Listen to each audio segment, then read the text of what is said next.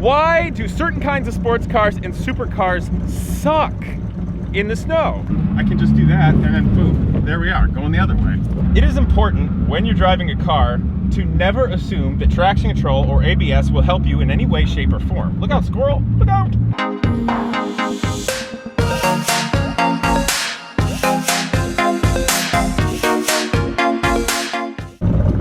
What's up, people?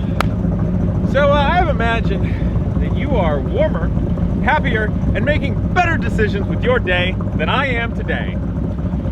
It is snowing, it is cold, it is Ohio, and I have the Dodge Viper out, which, as you know, is a rough and tumble supercar from the 1990s, with no traction control, driver age, and basically nothing for any sissy paddle shifting idiots.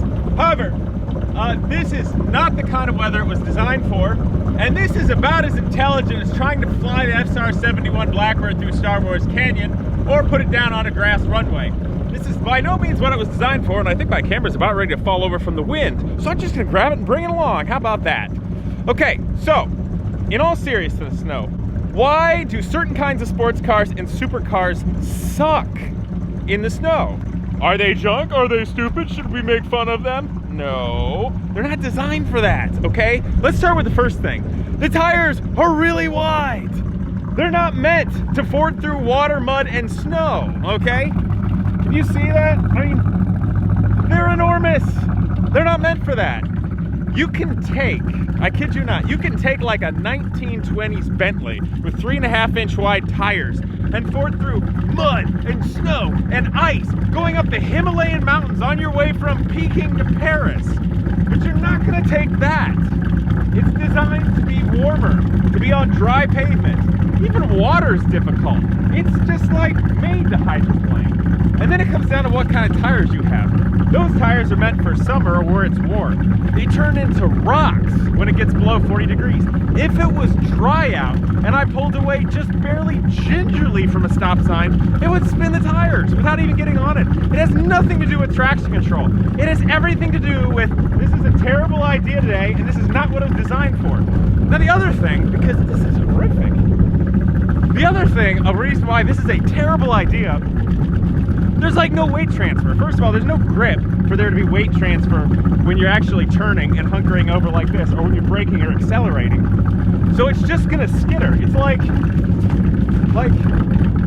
I can just slide if I put my feet down. Look at this. If I put my foot, my whole foot like this, I can slide, right? Find more snow here. So I can slide, but if I want to dig in, watch this. This is the good example. You stick your heel down and you can dig in because you got a small area of your shoe digging in through the snow and getting something hard. If you try to go like this, you'll slide. You guys know how to do that. You're little kids, you slide on socks on like tile floors. That's what this is today. There's no weight transfer because the suspension's hard. It's made for grabbing and hunkering down hard. The tires are rock hard because it's cold out, and they're super wide, so it's just gonna fly right over it. So I'm gonna switch to GoPro action and show you how horrible it is. Actually, screw that. Let's just go rogue and grab the camera and I'll hold it. But it does look pretty, doesn't it? It's very pretty in the snow. It's a horrible idea. My wife is like, what are you doing? And I said, sorry babe, I'm a YouTuber. We do bad ideas every day because that's what the internet likes. Doesn't like intelligence. You don't get the views. Let's go! La la la, terrible ideas with Casey Putsch today.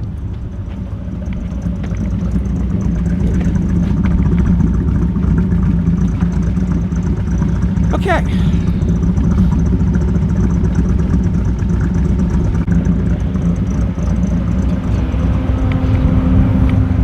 Hey, the fan turned on, which means it's gotta be warm by now. Hooray! La la la, la la la. Yes, it warmed up. Give me some temperature, baby.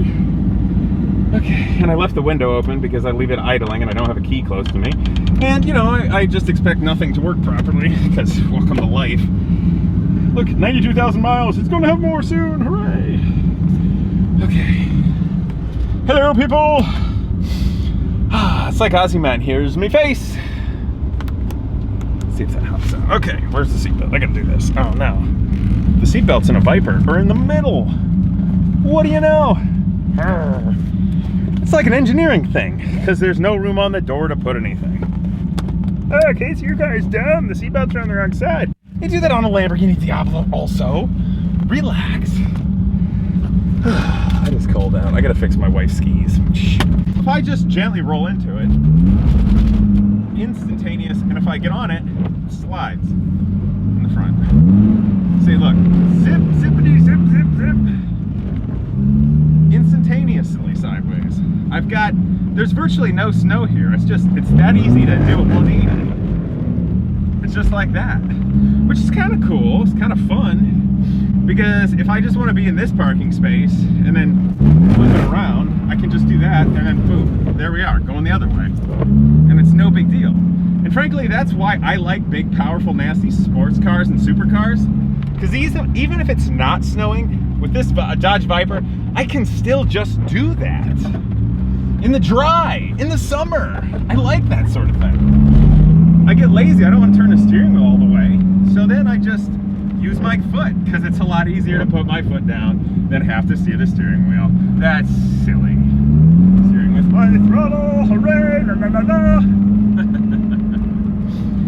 Alright, Casey, why are you doing this? Doug DeMuro already did it once. Yeah, well, I didn't enjoy watching that. I.e., didn't. The other fun thing is I can just drive sideways if I feel like it. It's gonna freak out all the neighbors. Second gear. It's madness. It's insanity. Second gear.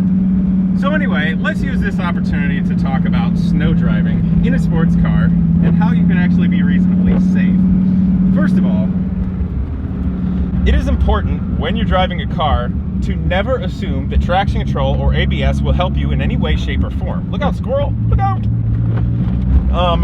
Because half the times in cars, it sucks, even sophisticated ones. And there are times in which ABS and traction control will actually hurt you because you need to be able to slide or put it where you need to. And then it tries to save you, but the car is stupid and doesn't know that you might have it under control. So there are opportunities like that. So generally speaking, when I drive in such a manner as to basically be the one responsible for everything going on. Okay?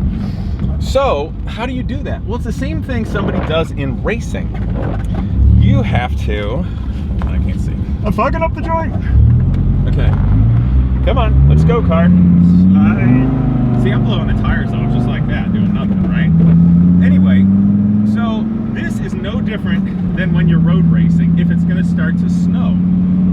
I'm looking at the ground right now and judging by how shiny it is, how much standing water or sleet or anything there is. So I'm effectively calculating how much grip I think exists at the pavement at any given time while I'm driving.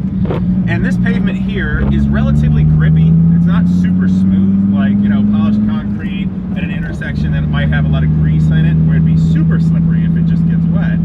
Or fresh blacktop that's really nicely rolled. The other thing is I gotta watch people like that because if they just pull out, I don't have a stopping distance. If I just touch the brakes right now, see we're sliding, okay? I'm just sliding. That was a ginger stop for the dry in a normal car. And I'll be perfectly honest, the 944 I just did would smoke this thing in the snow and in the conditions like this because you can actually go faster. It makes no sense to drive a vehicle like this in the snow. It can be done, but if it starts putting down a lot more snow, this is a horrific idea and no good for anybody. But so you always have to be looking and calculating how much grip there is. And sometimes, if you're smart, you can test it a little bit, like braking like that, to decide how much grip there is. So I was able to get an idea of how much grip there was safely in a straight line braking a little just to see if it locks up, like where the threshold is, right?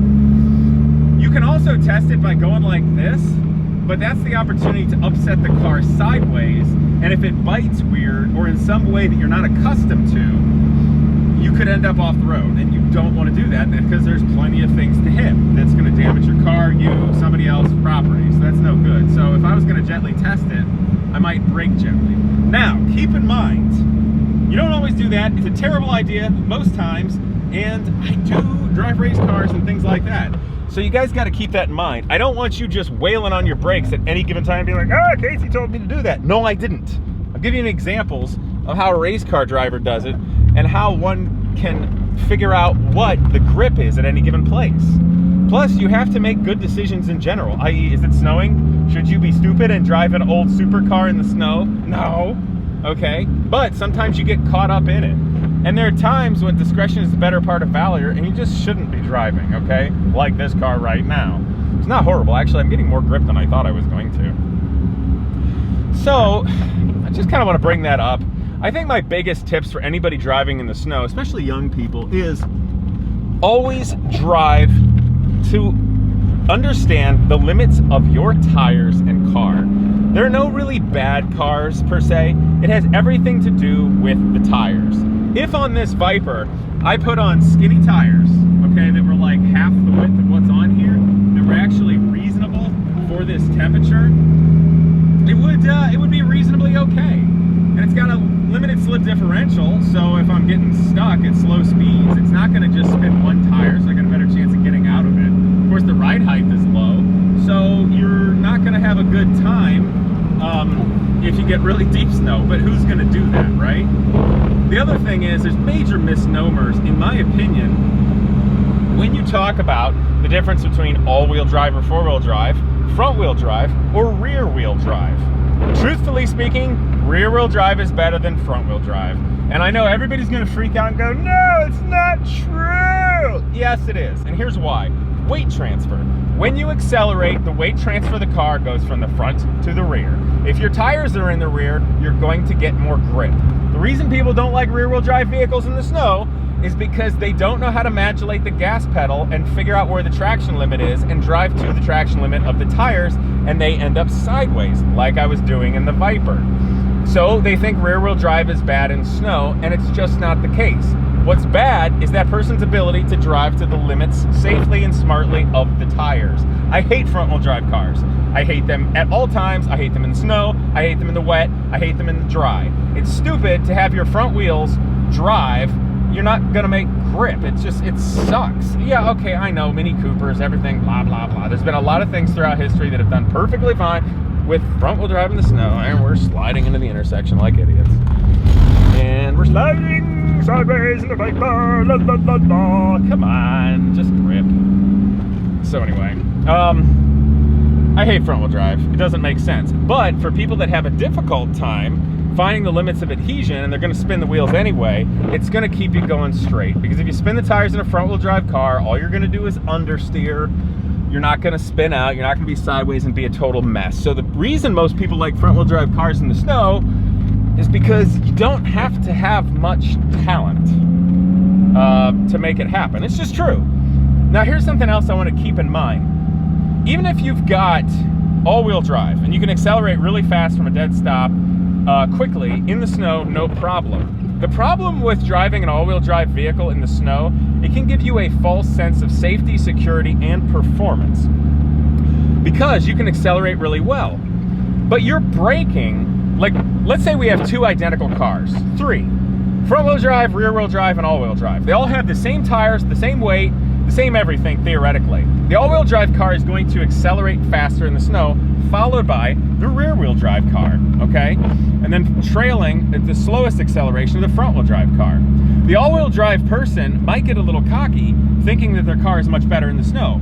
But when you go to turn, stop, or handle, they're all gonna be the same. It's just the difference of how you apply the power.